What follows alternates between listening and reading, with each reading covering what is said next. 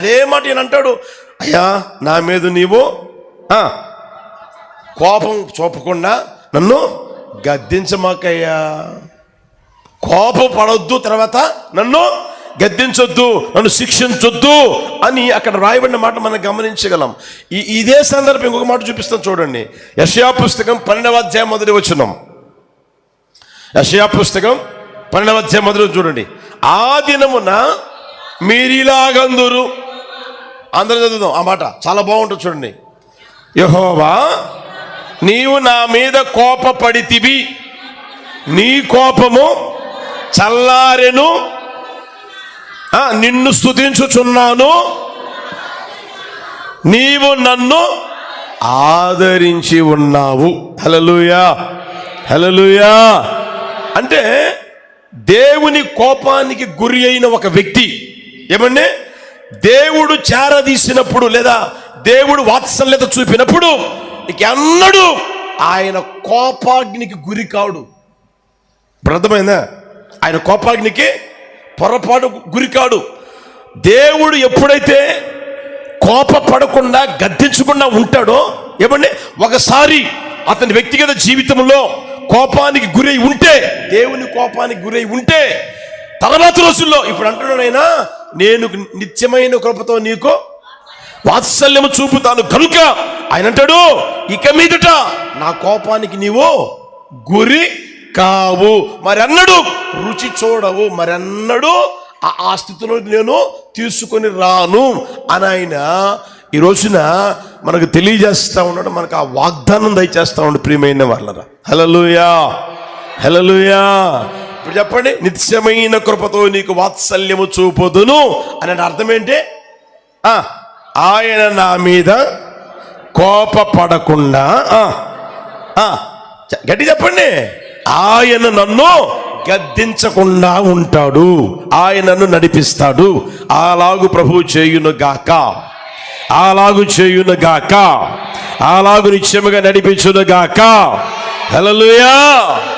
ఒక వ్యక్తి ఎప్పుడైతే కోపపడతాడో అప్పుడే గద్దిస్తాడు, ఆ తర్వాత వెంటనే ఏమవుతుంది? శిక్ష ప్రారంభమవుతుంది. అందుకనే దావీదు అంటాడు, నీ కోపం చేత నన్ను గద్దింపకము, నీ ఉగ్రత చేత నన్ను శిక్షింపకము అని. అర్థమైందా? ఇప్పుడు ఎప్పుడైతే కోపం వస్తుందో గద్దిస్తారు, గద్దింపు ఎప్పుడైతే వస్తుందో తర్వాత శిక్ష ప్రారంభమయ్యేది. అర్థమవుతుందా? ఇప్పుడు దేవుడు అంటాడు, నేను నీ మీద నిత్యమైన కృపతో నీకు వాత్సల్యత చూపుతాను. యేసయ్యకి మహిమ కలుగును గాక. హల్లెలూయా. ఎంతగా మన దేవుడు తన్ను తాను తగ్గించుకున్నవాడై ఆయన బిడ్డలమైన ఏమండి మన పట్ల ఆయన ఏ కార్యం చేయాలని ఆశపడతా ఉన్న గుర్తెరగని ప్రియమైన వాళ్ళరా, హల్లెలూయా. అప్పుడప్పుడు మీరు చూడండి, పిల్లలకి చెప్పి చెప్పి చెప్పి చెప్పి చెప్పి చెప్పి చెప్పి ఏమండి వినకపోతే ఆ తర్వాత రెటమతంగా తయారైపోతే ఆ తర్వాత ఇష్టం వచ్చేట్టుగా ప్రవర్తించే స్థితిలోనికి వస్తే ఏమంటారంటే, నీ ఇష్టం రా, నువ్వు ఎట్లయినా బతుకు, నేను నిన్ను చెప్పండి నీ మీద నేను కోపడను, తర్వాత నీకు ఇక మీదట చెప్పను కూడా చెప్పను, చెప్పను కూడా చెప్పను, ఏమండి నీ మీద నేను ఇక ఒక్క మాట కూడా నిన్ను అననే అన్ను, నీ ఇష్టం పో అని మనిషి వదిలేస్తాడు. అయితే దేవుడు ఆ మాట అనుటలో ఏమండి ఎంతో ఆంతర్యం దాగి ఉంది. హల్లెలూయా, హల్లెలూయా. నిత్యమైన కృపతో నీకు వాత్సల్యము చూపుతును. హల్లెలూయా. ఆయన కోపపడకుండా గద్దించకుండా మన వ్యక్తిగత జీవితంలో కలుగు చేసే లేదా దయచేసే ఆశీర్వాదాలు మీకు తెలియజేస్తాను, జాగ్రత్తగా గమనించండి. నిర్గమాకాండం 23:21, నిర్గమాకాండం 23:21 చూడండి. ఆయన సన్నిధిని జాగ్రత్తగా నుండి ఆయన మాట వినవలెను, ఆయన కోపము రేపవద్దు, మీ అతిక్రమములు ఆయన పరిహరింపడు, నా నామము ఇశ్రాయేలు ప్రజలు ఐగుప్తు దేశం నుంచి బయలుదేరి వెళుతూ ఉన్న ఆ మార్గ మధ్యములో దేవాది దేవుడు తెలియజేసిన మాట, నేను నీకు ముందుగా ఒక దూతను పంపుతానురా బాబు, ఆ దూత ఎలా చెప్తే అలా వినండి, ఎలా నడిపిస్తే అలా నడవండి, మీకు ముందుగా వెళ్తా ఉంటాడు, మార్గం సరళం చేస్తూ ఉంటాడు అని చెప్పిన ఆ సమయంలో అన్న మాట గమనించండి. ఆయన సన్నిధిని జాగ్రత్తగా ఉండండి, ఆయన మాట వినవలను, ఆయన కోపము రేపవద్దు, అతిక్రమములను అంటే ఆయనకి ఏమొస్తుందంట చెప్పండి, కోపము వస్తుంది. కోపము వస్తే అతిక్రమాలని చెప్పండి గట్టిగా.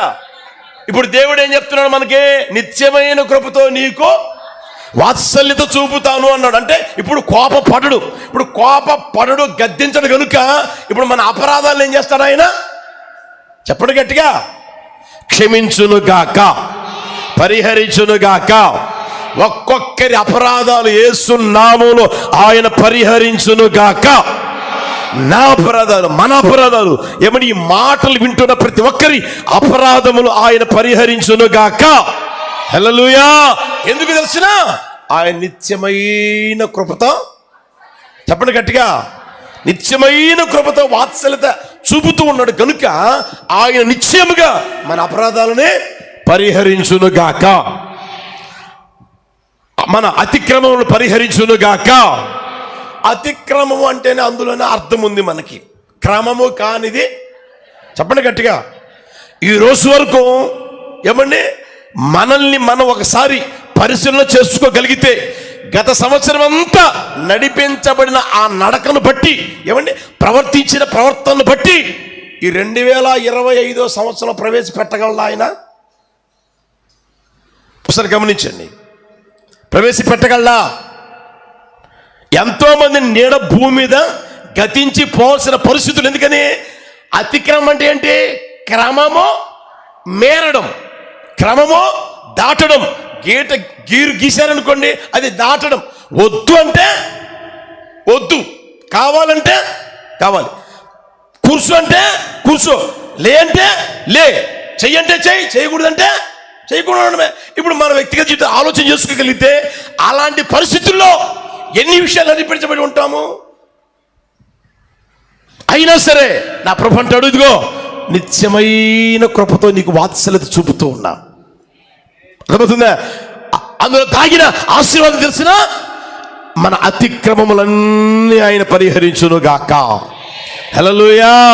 క్రమము మీరి ప్రవర్తించిన ప్రతి ప్రవర్తన తగిన ఆ ఫలితం మన మీదికి రాకుండా ఆయన ఏం చేస్తున్నాడు అంటే, నేను పరిహరిస్తూ ఉన్నాను, నేను మిమ్మల్ని క్షమిస్తూ ఉన్నాను. చూడండి, రోమాపత్రిక 5వ అధ్యాయం 14వ వచనం. రోమాపత్రిక 5వ అధ్యాయం 14వ వచనం. ఆదాము చేసిన అతిక్రమమును, చాలు 2:17 అక్కడే 2:17 ఆది కాండం 2:17 ఆది కాండం 2:17 మంచి చెడ్డల తెలివినిచ్చు వృక్ష ఫలములను తినకూడదు. చాలు, ఆ మాట గమనించండి. ఆదాము చేసిన అతిక్రమము అన్నాడు. ఆయన చేసిన అతిక్రమం ఏంటి? దేవుడు తినొద్దు అని అంటే తిన్నాడు, ముట్టవద్దు అంటే ముట్టాడు. అర్థమవుతుందా ప్రియమైన వాళ్ళ? దేవుడు మనం గమనిస్తే ఆయన వ్యక్తిగత జీవితంలో నిత్యమైన కృపను చూపి ఆయన అతిక్రమాన్ని పరిహరించి ఏమన్నా తోటలో నుంచి మాత్రమే గెంటి వేశాడు. ఏం చేశాడు ఆయన? తోటలో నుంచి. ఎందుకని?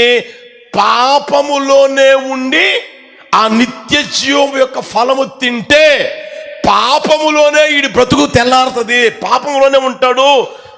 అర్థమవుతుందా? చెయ్యొద్దన్నదే చేసిన వాడు ఆ తర్వాత ఆయన ఏం చేస్తాడు? అది కూడా తినేస్తాడు. ఈ వ్యక్తి పాపములోనే ఇక ఇలాగే ఉంటాడు అని అనుకొని ప్రభు ఏం చేశాడంటే ఆ స్థితి తనకు ఉండకూడదని అలా బయటికి పంపించేసేసాడు. హల్లెలూయా. కనుక ఈ రోజున మనం మన పరిస్థితులు ఆలోచన చేసుకోగలిగితే ఎన్ని విషయాలలో వద్దు అంటే కావాలన్నాం, చేయొద్దు అంటే చేశాం, ముట్టొద్దు అంటే ముట్టాం.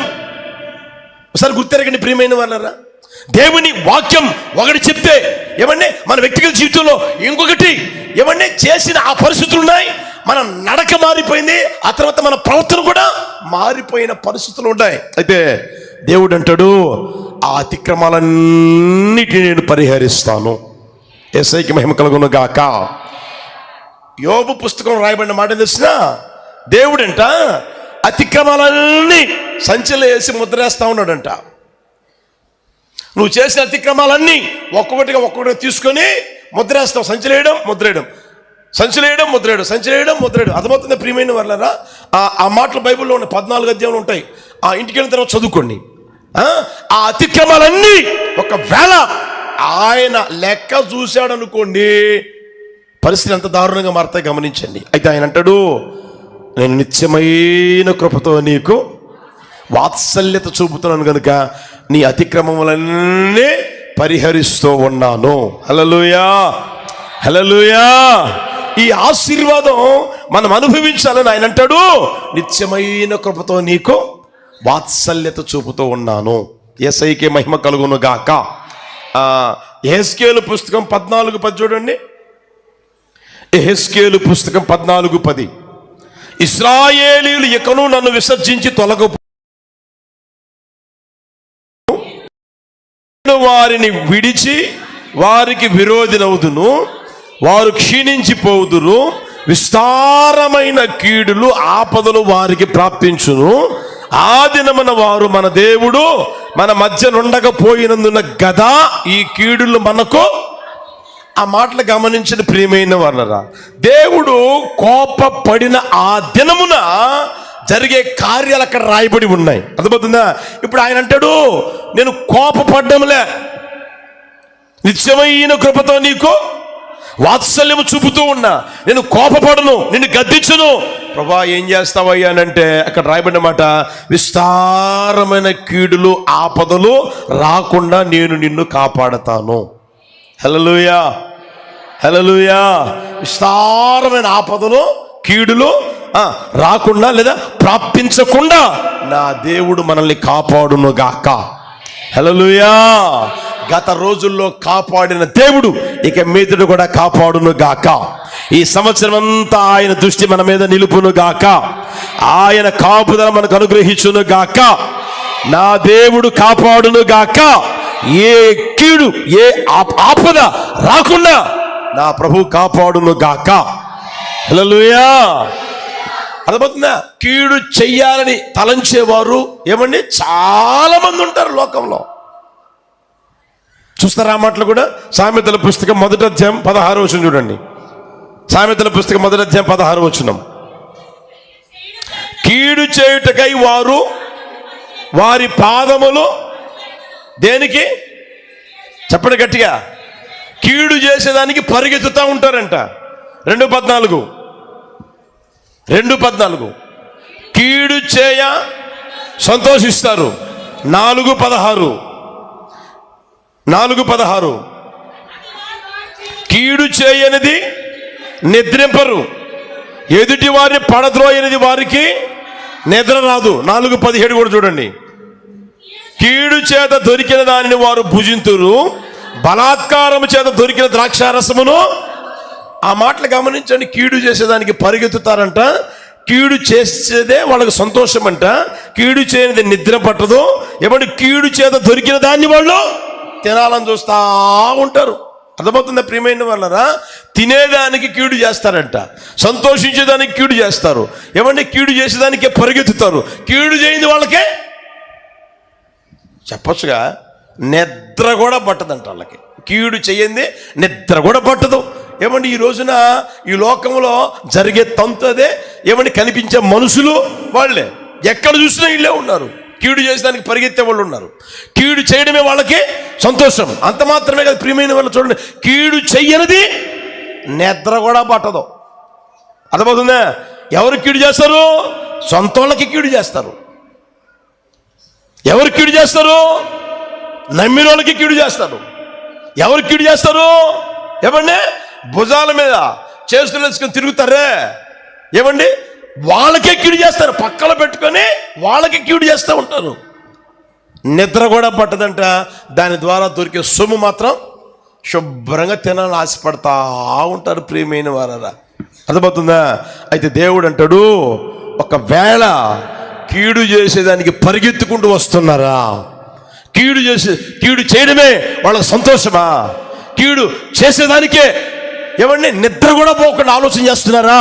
కీడు చేయకుండా వాళ్ళకి నిద్ర కూడా పట్టదంట. ప్రియమైన వాళ్ళు అంత మాత్రమే కాకుండా కీడు చేసిన దాని ద్వారా దొరికిన ఆ సొమ్ము తినాలని తాపత్రయపడతా ఉన్నారా? ఒకవేళ వాళ్ళు ఎన్ని పన్నాగాలు పన్నినా, ఆ మాట కూడా చూస్తారా? చూడండి, 21:11 కీర్తనలు 21:11 చూడండి. వారు నీకు కీడు చేయవలెనని ఉద్దేశించిరి, దురుపాయములు పన్నిరి, దానిని యేసు నామములో ఆ కార్యం ప్రభు చేయును గాక.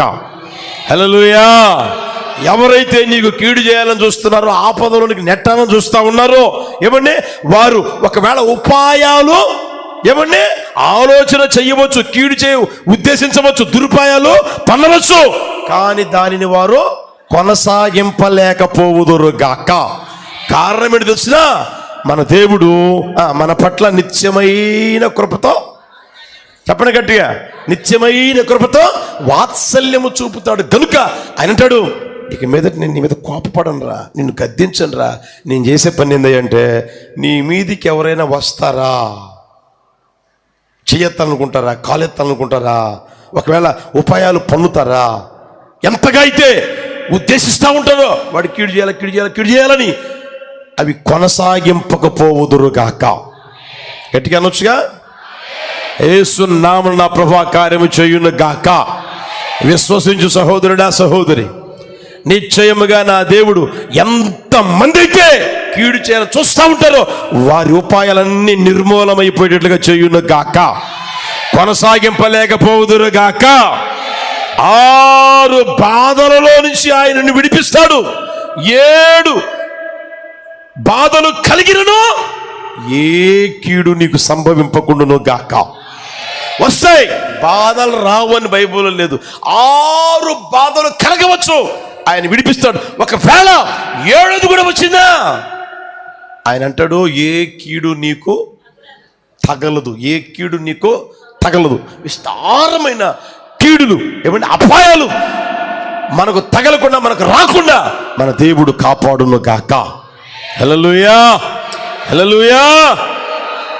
35వ కీర్తన చూడండి, 35వ కీర్తన 4వ వచనం చూడండి. నా ప్రాణము తీయగోరు వారికి సిగ్గును అవమానమును కలుగును గాక. నాకు కీడు చేయనాలోచించువారు వెనుకకు మళ్లింపబడి ఈ కార్యం మీ కళ్ళతో చూచుదురుగాక.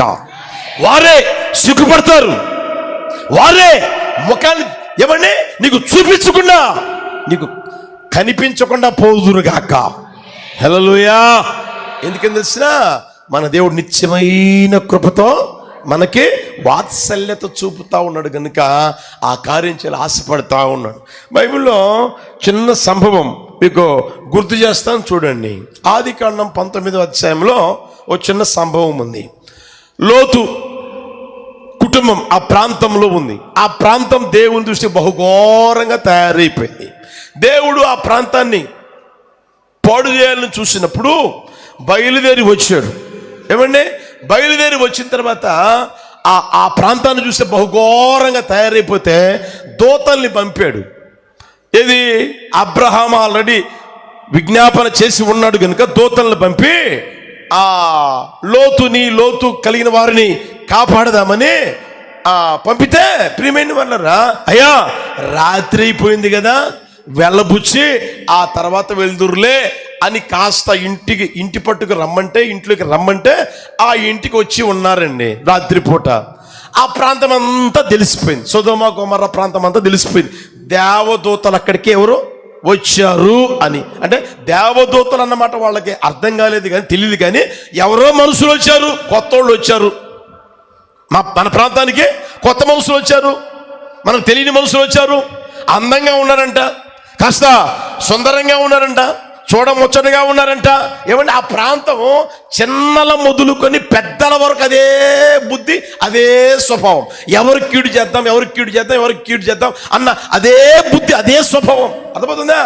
ఆ ఇంటికి, లోతు ఉన్న ఇంటికి ఏమండి, ఆ ఊర్లో ఉన్న చిన్నల మొదలుకొని పెద్దల వరకు వచ్చేసేసారంట. ఒకసారి గమనించండి ప్రియమైన వాళ్ళారా. వచ్చి, ఏ లోతు కాస్త బయటికి రా. అయ్యా చెప్పండి అయ్యా, నీ ఇంటికి వచ్చిన మనుషులు ఉన్నారే, వాళ్ళు బయటికి తీసుకురా, వాళ్ళు మేము పాడు చేయాలి అని డైరెక్ట్గా మాట్లాడుతూ ఉంటే ఆయన అంటాడు, అయ్యా నా ఇంట్లో పెళ్ళి కాని వారు ఉన్నారు కాబట్టి వాళ్ళని పంపిస్తా. అయితే నా ఇంటి పట్టుకొచ్చారే వాళ్ళు మీరు ఏం చేయొద్దయ్యా అంటా ఉంటే వాళ్ళు ఏమంటారు తెలిసిన, వీడెవడరా మన ప్రాంతానికి వచ్చి మనకు నీతులు చెప్తున్నాడు. అదే చూడండి అన్నమాట. 19వ అధ్యాయం 19వ వచనం చూడండి, 9వ వచనం చూడండి.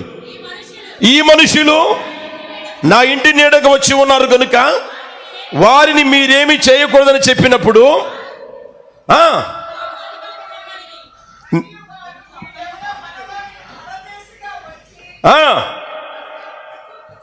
వాడు ఎవడో, వీడెవడో మనలోనికి పరదేశిగా వచ్చి తీర్పరిగానున్న చూచుచున్నారు కాగా, హలో, వారి కంటే ఎక్కువ కీడు నీకు చేస్తాం. మేము కీడు చేయాలి వచ్చింది వాళ్ళకి, నీకు కాదు. నువ్వు మా ప్రాంతానికి వచ్చావు కదా, పరాయి దేశంగా వచ్చావు కదా, ఏదో బతికేదానికి వచ్చావు, పొలం వేసుకుంటా ఉన్నావు, సంపాదించుకుంటా ఉన్నావు, బ్రతుకుతా ఉన్నావు, మంచిదే. నేను మీకు కీడు చేయాలని రాలా, మీ ఇంటికి వచ్చారే ఆ మనుషులు కీడు చేయాలని వచ్చాం. అయితే వాళ్ళ కంటే నీకెక్కువగా కీడు చేస్తాం, నీకెక్కువ కీడు చేస్తాం అని ప్రియమైన వాళ్ళరా. వాళ్ళంటే ఏమండి, అక్కడ చూడండి, చెప్పి లోతు అను ఆ మనుషుని మీద దమ్మిగా పడి తలుపులు పగలగొట్టేదాన్ని సమీపించారంటే ఎంత దారుణంగా వాళ్ళ పరిస్థితులు మారిపోయాయి గమనించని ప్రియమైన వాళ్ళరా. లోతు ఏమైనా అన్యాయం చేశాడా, లోతు ఏమన్నా వాళ్ళకి ఏమంటే కీడు చేశాడా, ఏ రోజైనా వాళ్ళ ప్రస్తాపన పట్టించుకున్నాడంటే ఏమి పట్టించుకో, తన పని ఏదో తాను చేసుకుంటా పోతా ఉన్న ఆ ఇంటికి వచ్చిన ఆ మనుషులతో సహా ఏమండి పాపం చేయాలని తెగించి చిన్నల మొదలుకొని పెద్దల వరకు ఆ ఇంటి చుట్టూరు చేరి తీసుకురా తీసుకురా తీసుకురా అంటా ఉన్నారు. అయ్యా వద్దయ్యా అంటే నీ కీడు చేస్తాం, నిన్ను చంపేస్తాం, జాగ్రత్త, నీ కుటుంబాన్ని చంపేస్తాం అని భయపెట్టిన ఆ పరిస్థితి మనం అక్కడ గమనించగలం ప్రియమైన వాళ్ళ. అలాంటి పరిస్థితుల్లో దేవదూతలున్నా ఈ లోతుని అలా లోపల లాగేసి వాళ్ళకి ఏం కలుగు చేశాయంట, కనుమొబ్బు కలుగు చేశాయంట.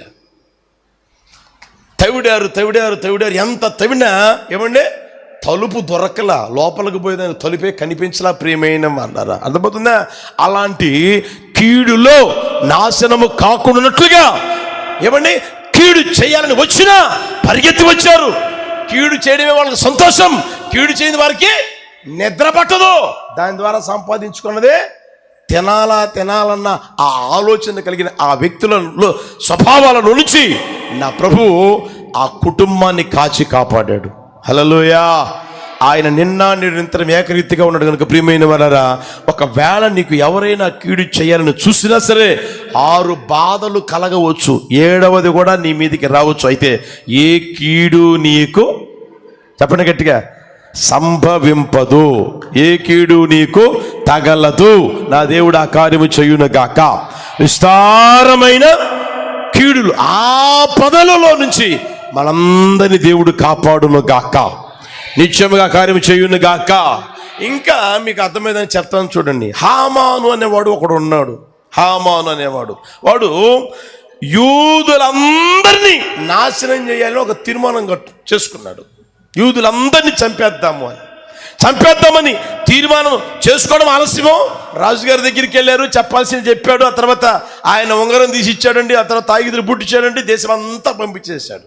పలానా రోజున ఏమండి యూదుల్ని చంపేస్తాము అని అందరూ విన్నారు, అందరూ ప్రార్థన చేసుకుంటా ఉన్నారు. ఈడు చూడండి, ఈడికి ఏం చేశారు? కీడు చేశారు. యూదులు ఏమన్నా కీడు చేశారా? ఒకే ఒక్క కారణం ఏం తెలిసిన, వీడు లోపలికి పోతా బయటికి వస్తూ ఉంటే దండం పెట్టలేదంట, అంతే. వాళ్ళు అంటారు, మేము మా దేవునికి తప్ప ఇంకొకరికి నమస్కారము చెయ్యము, దండం పెట్టము అంటారు వాళ్ళు. నాకు దండం పెట్టవా? రాజుగారి తర్వాత నేనే కదా, ఇంకెవడు ఉన్నాడు? నన్ను గౌరవించవా? నాకు మర్యాద ఇవ్వవా? నా కాళ్ళకి మొక్కవా? నాకు నమస్కారం చెయ్యవా అని అంటే వాళ్ళు నేను చెయ్యను.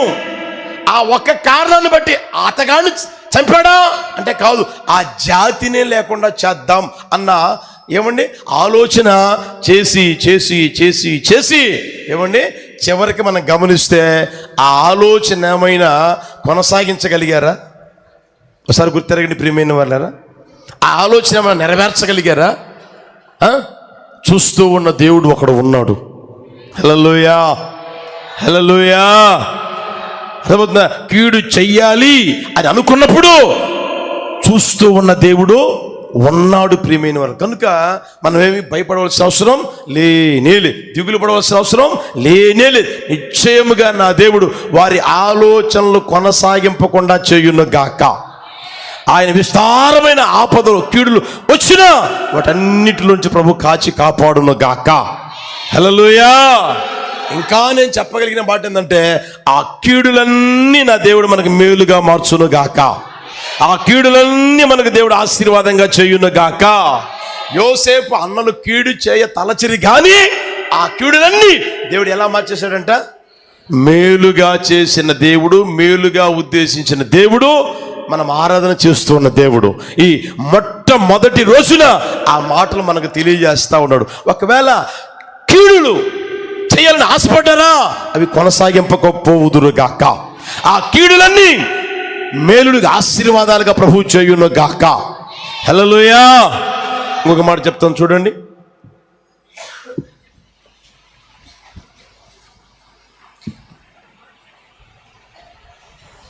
రాజుల మొదటి పుస్తకం 14వ అధ్యాయం 15వ వచనం.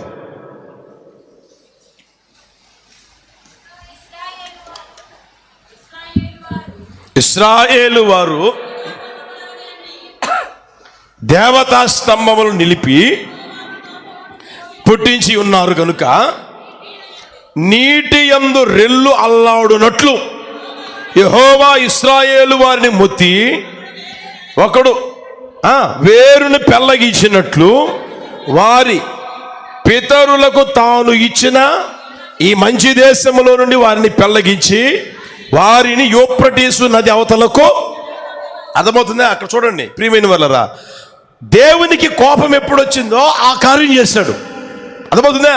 ఇప్పుడు అంటాడు, నేను కోపపడను, నిత్యమైన కృపతో నీకు వాత్సల్యం చూపుతాను అన్నప్పుడు అక్కడ మనకు దేవుడు అనుగ్రహించి ఆశీర్వాదం ఏందయ్యానంటే, ప్రియమైన వాళ్ళరా, చెదరగొట్టబడిన వారిని ఆయన తీసుకొని వచ్చి మంచి దేశములో నాటును గాక.